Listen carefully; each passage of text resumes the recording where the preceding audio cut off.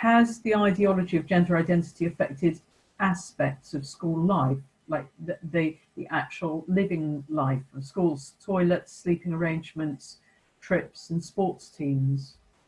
Well, again, yes, it shouldn't have done, because the safeguarding frameworks haven't changed.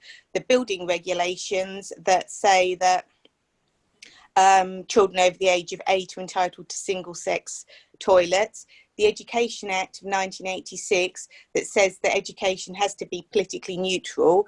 The Equality Act of 2010 that makes clear that sex is a protected characteristics, and that there are exceptions where it's acceptable to discriminate against transsexual individuals, so that you can keep service single sex for the women that use it. None of this legislation has changed, but what has changed is the guidance going out to schools and all the lobby groups such as Stonewall or Mermaids offering schools which are cash strapped and time strapped free resources, which they are then accepting in good faith. So we do have schools where we're seeing mixed sex toilets being introduced, or mixed sex sports, or even mixed sex sleeping accommodation on school trips.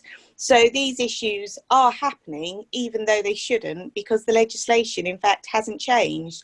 But we are regularly hearing about the fact that individual schools, these incidents have happened, and it is really down to parents and carers to then be challenging what's going on in schools, which is why if you look at our website, we have produced a range of fact sheets and resources and template letters, so that if your school is undermining girls' sex-based rights or undermining safeguarding, or in any ways not keeping the children safe and complying with the law, you can challenge it and say, look, I know somebody may have told you this is what the law is, but this is what the actual law of this country is.